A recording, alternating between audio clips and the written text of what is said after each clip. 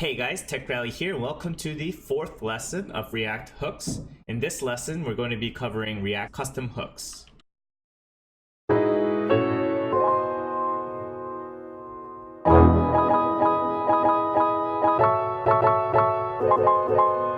So what are custom hooks? Custom hooks allow you to extract component logic into reusable functions. Previously, sharing stateful logic between components required render props or higher order functions.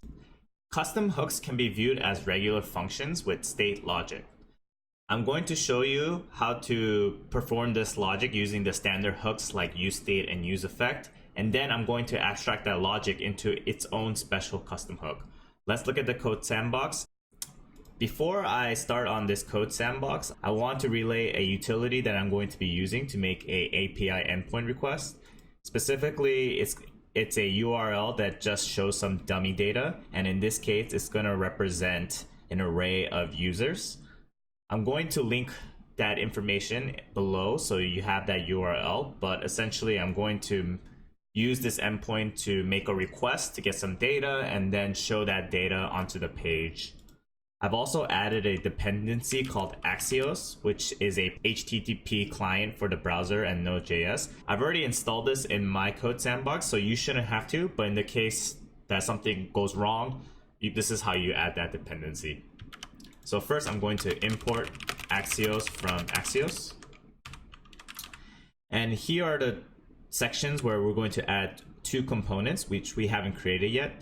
Let's just create the first one called item comp1, and since that component isn't created, it's going to error out here. We'll create the component as such, saying item comp1, and we'll return some data here for now. Single.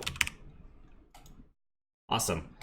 And in this item comp1 component, we're going to do the fetching of the users using the standard useState and useEffect, and eventually we're going to transition into our custom hook. So the first thing we need to do is create our state variable, and we'll call it users, and the second will be set users. We'll initialize it with an empty array. We'll create a second function called fetch users, which will be an asynchronous request. We'll say const result equals await axios.get, and we'll copy this URL endpoint here. And in normal circumstances, we would want to wrap this in a try catch, and if the fetch does not work, then you want to handle the errors. But for the sake of this exercise and example, I'm not going to be too worried about the error handling. Once I get this result here, once I get the result, Axios will return that information nested under result.data. So all I need to say is const fetched users equals result.data, and we'll set the users to fetched users. Awesome. We need to call this function when it initially mounts. So we're going to use our useEffect hook that we learned from lesson 2. So useEffect. We'll call fetch users, and we'll add a empty array to make sure it only occurs once. Nice. Now let's console log out the users here, just to make sure everything is working correctly. Awesome. So initially it's an empty array, and now it returns an object with the ID, name, username, email, etc. So here, just for the HTML purposes, we're going to do a map of the users, and we'll call it user, and we'll return a li element, and in here we're going to write user.name, and let's add user.email. Cool. So it's not the best UI in the world, but for the sake of exercise and how to use the simple use state and use effect, this is generally how I would make my asynchronous calls. But now with the React upgrade, we can create a custom hook and build something that encapsulates all this logic that item comp1 is doing. We can create our custom hook by typing function. And generally, when you're creating custom hooks, you want to prefix it with the use. And we'll say use user list.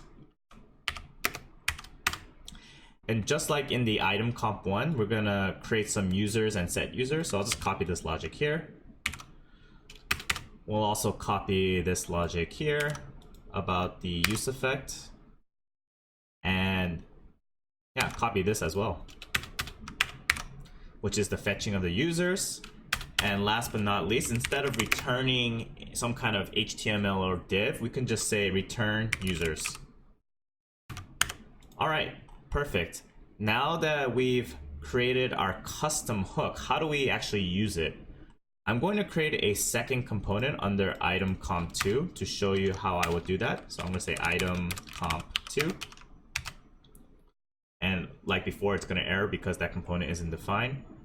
And above item comp1, I'm going to create a component called function item comp2. And I'm just going to copy this exact logic here in the return statement. So right now, users are not defined.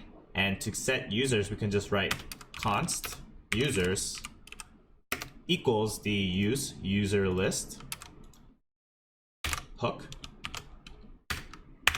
And then bam, look at that. I'm going to get rid of this console log here as well. So what the right side of this HTML is showing you is one component that is making the fetch using its internal hook functions. And the second one is doing essentially the same thing, but using the custom hook that we created called use user list. We can refactor this code. Say I make a copy of this and write it again and comment this one out. We can essentially remove everything here and remove this array, just call it users, and then we'll say here. And it will replace what we previously created in a single line. This is pretty powerful. Maybe in this use case, it might not be ideal to always be fetching users like this, but we can be very creative about how we want to use our hooks. We can use it to determine if a user is signed in, if a user has certain write or read privileges, depending on the page you're on, etc., etc.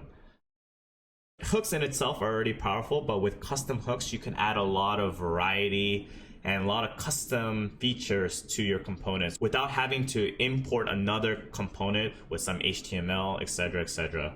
I hope this lesson was insightful for you. Thank you, Patreon users, for supporting my video, and I hope you start using custom hooks in your application. I'll see you in lesson on the public YouTube channel. See you then.